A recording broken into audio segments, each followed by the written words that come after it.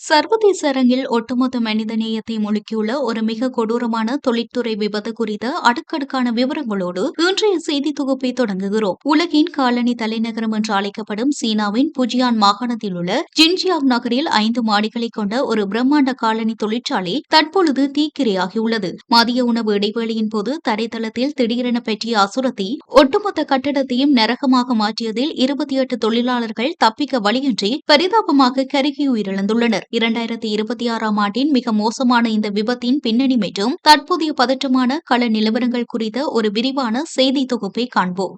Xinjiang நகரின் ஜியாங்டவுங் கிராமத்தில் அமைந்துள்ள ஹுய்டெங் ஷூஸ் தொழிற்சாலையில்தான் இந்த துயரம் அரங்கேறியுள்ளது. தொழிலாளர்கள் தங்களின் மதிய உணவுக்காக தயாராகிக் கொண்டிருந்த வேளையில் கட்டிடத்தின் தரைத்தளத்தில் இருந்த கிடங்கில் திடீரென தீப்பிடித்துள்ளது. விளையாட்டு காலணிகள் தயாரிப்பதற்காக அங்கு டன் கணக்கில் குவிக்கப்பட்டிருந்த ரப்பர், செயற்கை போம், பிளாஸ்டிக் மற்றும் எளிதில் தீப்பற்றக்கூடிய பசை போன்ற வேதிப்பொருட்களின் மீது தீ விழுத்ததால் அது வரும் சில நிமிடங்களிலேயே அசுர வேகம் எடுத்து 5 மாடிகளுக்கும் பரவியுள்ளது. விபத்து நடந்த நேரத்தில் கட்டிடத்தில் மொத்தம் 237 தொழிலாளர்களும் 2 வெளிநபர் விநியோகஸ்தர்களும் இருந்ததாக தற்பொழுது அதிகாரப்பூர்வ புள்ளி விவரங்கள் வெளியாகியுள்ளன. தரைத்தளத்தில் தீப்பிடித்ததால் மேலே இருந்த தொழிலாளர்கள் கீழே இறங்கி வர முடியாத நிலை ஏற்பட்டது. மேலும் காலனி தயாரிப்பு பொருட்களில் இருந்து கிளப்பிய நச்சுப்புகை ஒட்டுமொத்த படிக்கட்டுகளையும் அவசர கால வழிகளையும் முழுமையாக அடைத்துக் கொண்டது. இதனால் கண்ணெரிச்சல் மற்றும் மூச்சு திணறல் ஏற்பட்டு தொழிலாளர்கள் அலறி அடித்துக் கொண்டு கட்டிடத்தின் மொட்டை மாடிக்கும் ஜன்னல் ஓரங்களுக்கும் ஓடி வந்து தஞ்சமடைந்தனர். சீன ஊடகங்களில் வெளியான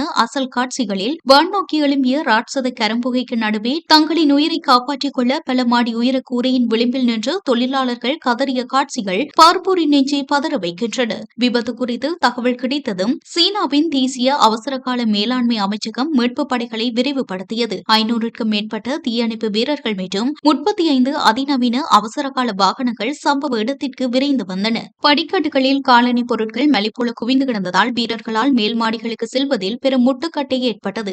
இருப்பினும் தீயணைப்பு துறையினர் ஏணிகள் மற்றும் ரசாயன கலவைகளை பயன்படுத்தி போர்க்கால அடிப்படையில் 213 பேரை அவசரமாக வெளியேற்றினர். ஆனால் துரதிருஷ்டவசமாக மருத்துவமனைக்கு கொண்டு செல்லப்பட்டவர்களில் 2 சிகிச்சை பலனின்றி உயிரிழந்தனர். கட்டடத்தின் உட்பகுதியில் சிக்கி தொடர்புகள் துண்டிக்கப்பட்ட நிலையில் தேடப்பட்டு வந்த எஞ்சிய 26 பேரும் தற்பொழுது சடலங்களாக மீட்கப்பட்டுள்ளதாக அரசு ஊடகமான CCTV உறுதிப்படுத்தியுள்ளது. இதன் மூலம் ஒட்டுமொத்த உயிரிழப்பு 28 உயர்ந்துள்ளது.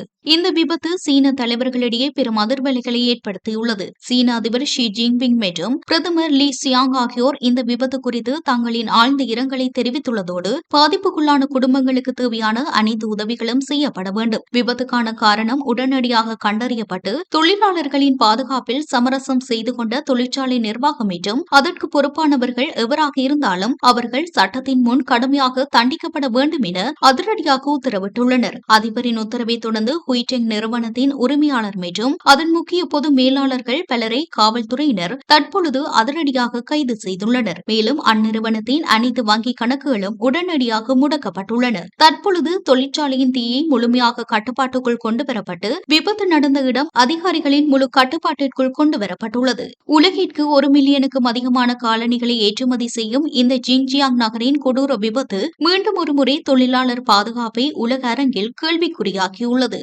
இது போன்ற பல செய்திகளை தெரிந்து கொள்ள நம்முடைய சமூக மீடியா யூடியூப் சேனலை சப்ஸ்கிரைப் செய்து அருகிலுள்ள பெல் பட்டனை கிளிக் செய்யுங்கள். மேலும் செய்திகளை உடனுக்குடன் தெரிந்து கொள்ள சமூகமீடியா.com என்ற இணையதளத்தின் வாயிலாக எங்களுடன் இணைந்திருங்கள்.